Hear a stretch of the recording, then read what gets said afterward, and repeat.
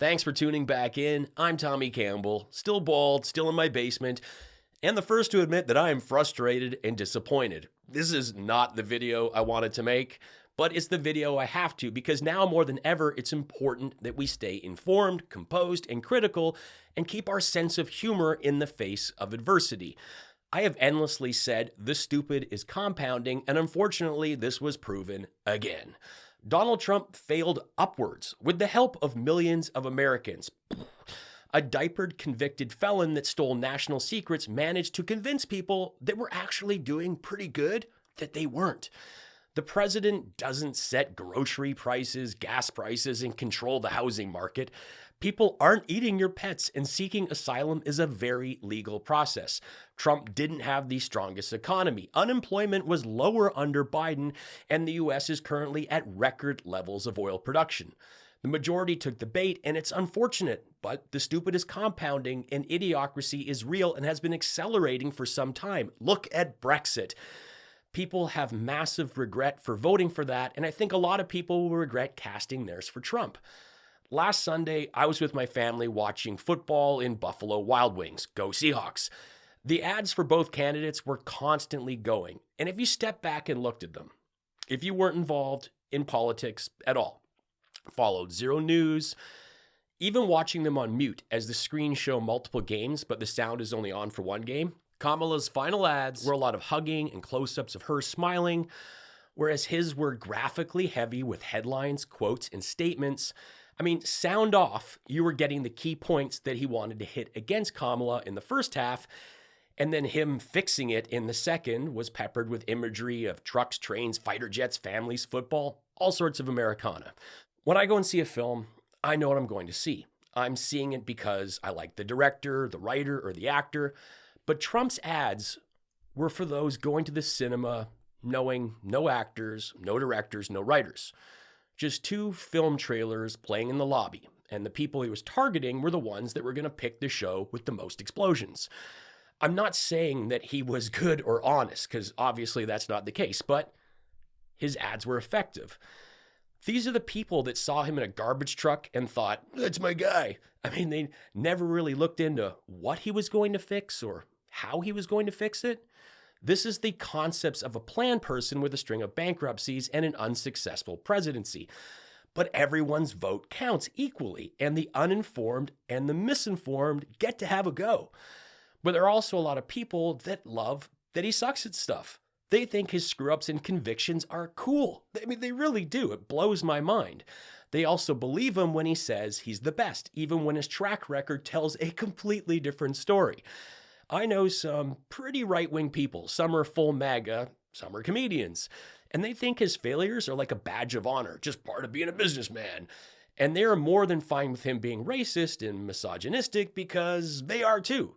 And they take someone with a string of convictions found liable for sexual assault, said the virus would just go away, called troops losers and suckers, and pretended to blow a microphone because to them, that's better than a woman of color.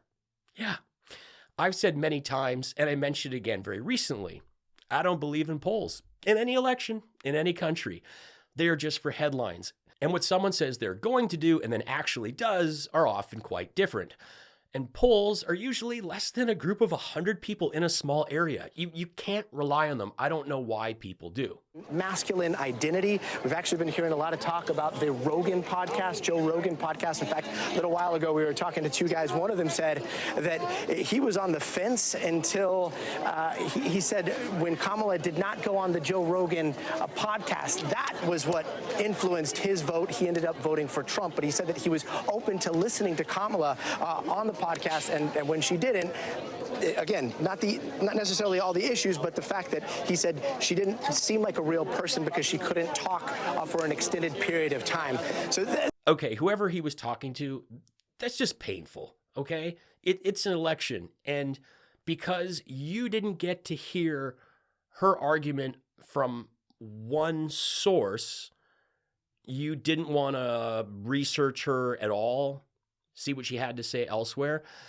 Joe Rogan and Elon Musk both left California to pay far less taxes. That's it. That's why they ended up in Texas. That's it. Kamala's team offered Rogan a short interview at a different location, and he said no. It's not like they ran from it. They just couldn't make it happen at the last second. Rogan listeners weren't going to change their minds either way. I mean, this guy right there said he would have listened to her. What Rogan did was mobilize more of the Trump and RFK Jr. fans who likely never bothered to vote. They were told this would be the last election if they didn't vote, and so they did. Rogan has a ton of fans, and they will 100% buy whatever he's selling, and they will continue to. They are not the best and the brightest. Well, this is a guy that's been called, compared to Adolf Hitler. This is a person whose supporters have been called subhuman garbage and worse, compared to Nazis by major media outlets. Well, so you're going to punch him, he's going to punch back even harder. I mean, you used to call him a fraud. So, I mean, the language people are running has been campaigns out that way for a long time. Yeah, well, let me tell you something. When you keep being compared, I mean, after you call somebody Adolf Hitler, there's really nowhere else to go. I mean, that's probably the worst thing you could label anybody. Right. What's that was his vice president who called him Adolf Hitler. No. That was not. That was the major outlets in this country on the eve of an election. J.D. Vance comparing his rallies Hitler. to Nazi rallies, putting up imagery. No, Anderson, you know what it is to put up imagery. Maybe it wasn't your network, although I can point to things in your network that basically just label anything. Yes, Rubio, Vance did call him this, and now the same guy is going to be in the White House with him and going along with everything he says, or he'll get Mike Penced. I make this show 100% on my own thanks to you. If you love what I do, drop me a super thanks, consider leaving me a PayPal tip, or hit the join button to support what I do here. I think Kamala ran a very good campaign. She was thrown into this, and she did a great job. I think her ads could have been better. She could have taken a page out of Trump's book and had some of that flashy style. But I really think she should have spoken last night. Oh, come on. I don't think it was a good look. But it's not nearly as bad as the look of Trump pretending he won last go around and then hosting an insurrection, okay? So it's not that bad. But it would have been graceful and kind to those at her watch party that showed up and backed her to the end. Now, I also think that a lot of her last-second publicity stunts didn't need a second take. Living more in the moment would have done her more favors. Sending the family back in the house, I mean, come on. That's just cringe. And those are poor choices made while seeking the best result. Her reactions on the original moment were fantastic and real enough. They didn't need to do it over with a knock. The reactions are genuine. But this is what they did, and that's the sort of thing that makes you look fake. And she's not, but it makes you look that way. Actually, I'm disappointed. I think Oprah's become a major divider in our country. And I think, frankly, she should be ashamed of herself. And you know who else should be ashamed? Fox. Because I've seen Oprah on Fox about 50 times making the same statement. And I think it's a disgrace what Fox does, because everyone thinks Fox is so pro-Trump. They're not pro-Trump at all. They've put Oprah on all morning long. That's all I see is Oprah. A huge whining baby to the bitter end, folks. That's your tough guy. Fox is so pro-Trump that they lost $787 million defending his lies. They are as Trump as it gets. Marjorie Taylor Greene, Ted Cruz, and Lauren Boebert all won their races. So again, it's not just a Trump thing. It's an ultra right-wing thing. These people don't care what anyone says or does, even when it's against their values or so-called beliefs. And speaking of beliefs, Trump got the Protestant or other Christian vote at 62%, the Catholic at 56%. This was thanks to his anti-abortion push. Trump said any Jewish person that votes for a Democrat or votes for Biden should have their head examined. Well, Kamala got 79% of the Jewish vote. Trump had also previously said that the Jewish people would be blamed if he lost the election. I had a lot of messages asking for my thoughts, and I appreciate you taking the time to watch me. I'll always be here to call out the crazies and elevate those doing good things, and do my best to stand strong with the marginalized while having a laugh. We're only here once, and it's important not to take life too seriously, but take it just seriously enough that you know you gave it your all. I'm sticking with you, and I hope you stick with me, because we need each other now more than ever. Trump's your president. Ha ha ha ha.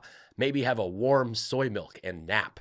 MAGA tears. You should work for CNN, idiot. You gaslight and lie. MAGA tears. God bless democracy. Your body, my choice. MAGA tears. Marjorie Taylor Greene won by a landslide. MAGA tears. Kamala was never running, Sleepy Joe ran the show, and Trump beat him again. MAGA tears. I still think there was fraud. Trump's real numbers are 100% of the vote. MAGA tears, even if it's against their so-called beliefs. And speaking of beliefs, Trump got the prostitute. Vance did call him this, and now the same guy is going to be in the White House with him, probably trying to pound a couch. And going along with everything he says, or he'll get, Joe Rogan and Elon Musk both left California to pay far less taxes. Rogan has a ton of fans, and they 100% buy whatever he's selling, and they will continue to, while listening to him in their black Dodge Rams. The worst. Her reactions and theirs were fantastic. It was real, and it was enough. They didn't need a do-over. They didn't need to knock on the door. I hate it when people knock on my door. Use the ring bell, okay?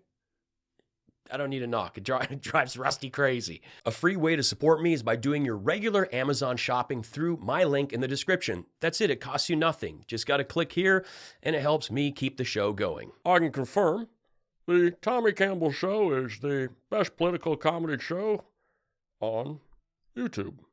And I hope you subscribe.